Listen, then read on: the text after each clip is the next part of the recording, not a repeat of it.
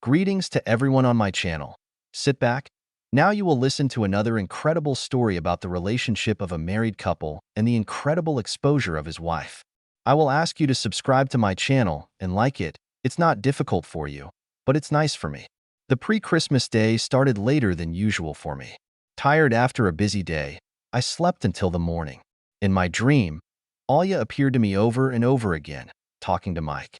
They were immersed in discussing their affairs and continued to interact in a friendly manner. A strong beam of light hit me right in the eyes, and I finally woke up. Looking around, I realized that a new sunny day had been standing outside for a long time. I was lying alone in a spacious bed, slightly covered with a light white blanket. The window was tightly closed with blinds, carefully lowered by Alia.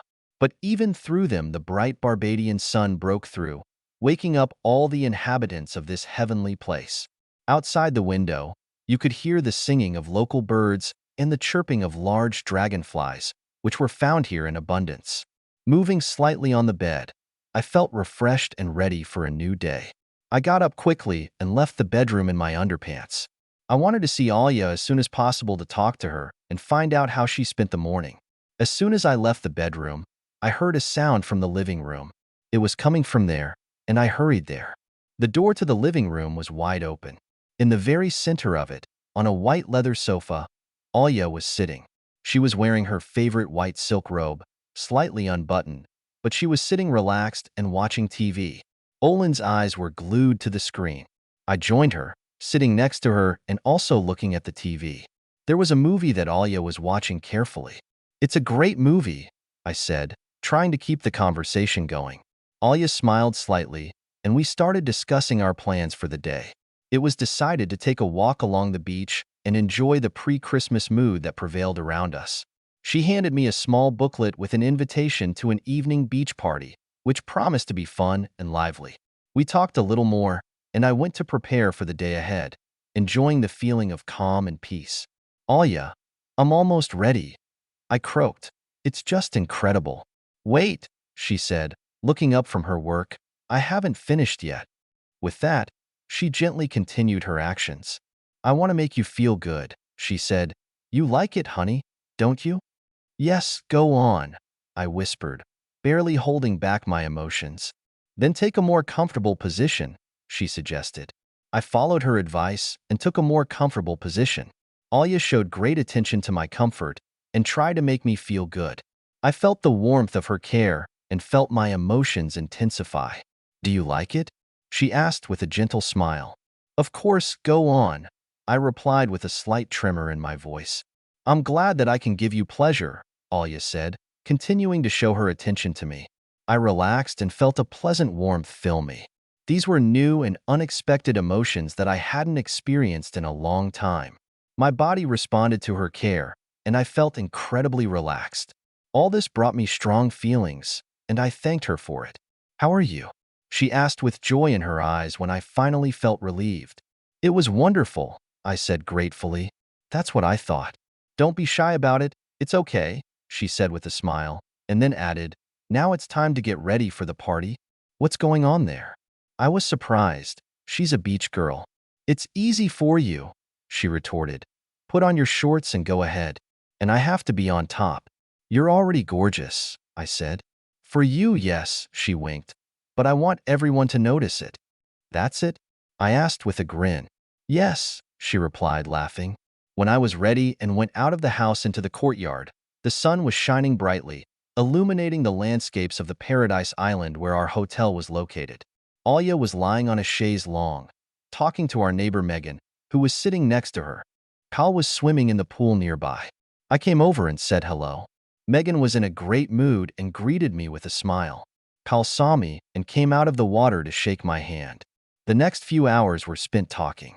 Alia and Megan discussed their topics, and Kyle and I talked about men's affairs. "There's nothing unusual here," Kyle said. "I'm sure many people live differently now." At a certain point, I realized that we needed to make changes in our relationship. "That's how it all started." "Just like ours," I said. "Yes, it's a common story," Kyle agreed. "We started with small changes, gradually experimenting to bring variety to our family life. Over the years, Megan became more and more confident in herself and found joy in new experiences. I am very glad to see her happy. You said she had a close friend, I began.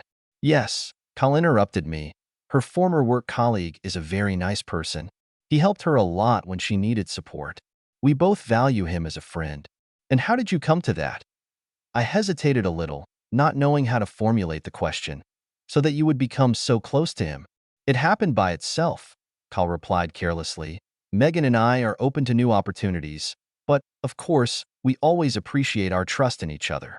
Were you there for her in the most important moments of her life? I asked. Of course, he replied. We do everything together, and I'm glad that I can support her in everything. Has their relationship changed in any way now? I continued. No, he's just a friend, and we both respect our relationship. The main thing for us is happiness and support for each other.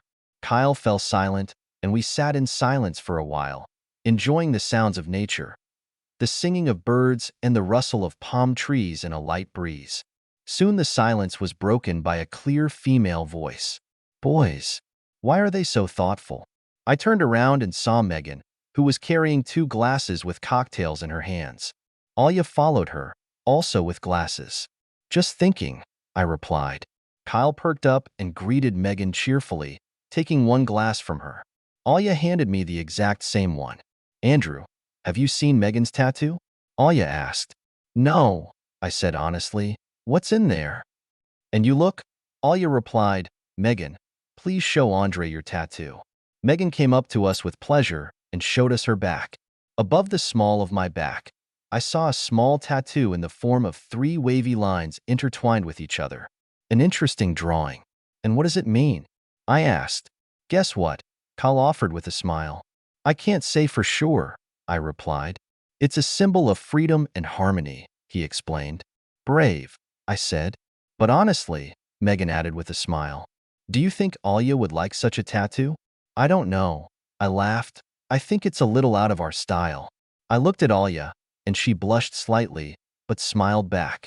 Would you like to? I asked her. I don't know, she replied softly. Maybe someday. No tattoos while you're expecting a baby, I said with a smile. Of course it can wait, Megan put in conciliatingly. There's still time. We'll discuss this later, I said firmly. We have a lot to do right now, don't we? Yes, Alia smiled. Megan and I were going to go for a walk. Will you come with us? Why not? I replied. Kyle hesitated, but decided to come with us. The walk was wonderful. The sun was hidden behind clouds. A light breeze was blowing, bringing coolness. We chatted and laughed merrily. At some point, passing by a garden hose, I couldn't resist and joked, dousing Alia with water. Megan and Kyle laughed with us. Passing by the pool, Alia decided to take revenge on me and pushed me into the water. Everyone jumped in after us, and we started splashing around like kids. It was fun and carefree, and we enjoyed the moment. When we got back, the sun came out from behind the clouds again, and on the way we met 2 local guys. Alia and I exchanged glances, recognizing them as participants in yesterday's party. They nodded and smiled at us affably, and we walked on, cheerfully continuing our walk. Hi, pretty girl. One of the islanders called out to Megan. Megan smiled sheepishly and whispered something back. Look, Gulliver, what a girlfriend she has. The same islander continued. Alia blushed, and I gently made it clear that everything was fine, looking at her with support. Gulliver, apparently so named for his height, only smiled in response. When we passed by, he behaved disrespectfully, but Alia reacted calmly. It's all right, she said, smiling slightly. Fortunately, they moved on after that, and we continued on our way. Your friends? I asked Kyle in an innocent voice. Yes, he replied. We've crossed paths before. Yes, funny guys, Megan added with a smile. Kyle was a little embarrassed, but he tried to stay calm. Soon we returned to our cabins to rest a little before the upcoming evening. When we returned to the house, Alia changed her clothes and said, Honey, how are you feeling? It's okay, I replied, smiling. We had a good day. I need to get some rest, she added, because it's going to be a busy evening. After lunch, we decided to take a nap, as Christmas night promised to be bright. I got into bed and immediately dozed off. When I woke up, the sun was already setting. A light evening breeze stirred the palm leaves, and the sound of the waves gave everything a relaxing atmosphere. When I went out into the living room, Alya was already ready for the beach party. She was wearing a blue micro bikini that perfectly accentuated her shining eyes. "You're finally awake," she said with a smile. "I was about to wake you up. Are you sure you won't be cold in this outfit?" I asked. "No, it's going to be a warm evening," she replied with anticipation. "I'll pack up quickly," I said. About half an hour later, we headed together to the largest beach on the island, where the main event was to take place. Kyle and Megan joined us on the way. Megan, as in the afternoon, was in a great mood, joked a lot, and talked with Alya. Her outfit was no less elegant and bright than my wife's. When we approached the beach, we were greeted by rhythmic music and bright multicolored lanterns that created a sense of celebration. The sounds of Latin American music were coming from the speakers, and there were a lot of people on the beach, both tourists and locals. Kyle and I walked closer to the sea and took our places on the deck chairs. Alya and Megan immediately joined the dancers. There was joy in the atmosphere of the evening, and everyone around was enjoying the moment. Dancing on the beach, Alya and Megan had fun, talked with other people, and just enjoyed the holiday. I went out for cocktails, and when I returned, I heard the host announce the start of the program. "Ladies and gentlemen, the evening is in full swing. It's time for real fun." After taking a few steps towards the makeshift stage, I saw the presenter. It was Sam, who had met Alya and me at the Bridgetown airport a few days ago. He was wearing bright yellow shorts and a loose Hawaiian shirt. "I would like to remind you," Sam continued, "that today is Christmas, and we are here to celebrate it in the Caribbean style. Today, several Santa Clauses came to congratulate our guests at once. Meet me." Several black guys in red Santa suits came on stage. They began to dance merrily to rhythmic music, causing joy and delight among the audience. The female part of the audience applauded and supported their dancing. I went up to Alya, who was looking at the stage. "Do you recognize any of them?" I asked, leaning towards Alya. "Of course," she replied, smiling. "It's Mike? He's in the middle." "Yes, he moves well," I added. A few minutes later, the Black Santas approached the audience and invited some of the girls on stage to dance. When Mike came up to us, he invited Olga. I nodded at her to let her know that everything was fine, and she agreed. Together, they joined the others on the dance floor, where the merry dancing began. On the dance floor, all the guests were dancing, and the atmosphere was filled with joy. Alya and Mike continued to have fun, as did other hotel guests. Soon, the entire dance floor was filled with dancing couples. "Great," Sam said into the microphone, cheering the audience on. "This is a real Christmas party. Everyone is moving great. Keep up the good work." Alya was dancing with Mike, and I, watching them, retreated to a chaise longue to rest a little. "Your wife is a great dancer," Kyle said, coming up to me. "She's so energetic." "Yes, she's having a lot of fun," I agreed. Kyle and I continued to talk about life and holidays. Megan, at this time, also joined the dancers, and we enjoyed the evening atmosphere. After a while, Alya and Mike with other guests returned from the dance floor.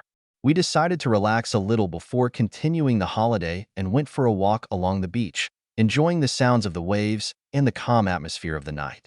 Everyone around continued to have fun, creating an indescribable festive atmosphere.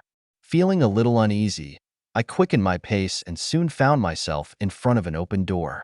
Looking inside, I saw Mike and Sam discussing something with Alya. They were all standing side by side, having a lively conversation.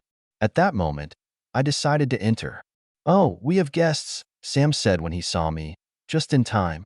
"It wasn't hard to find you," I replied. Alya wanted to turn to me, but Sam, apparently carried away by the conversation, continued to tell her something, not letting her get distracted.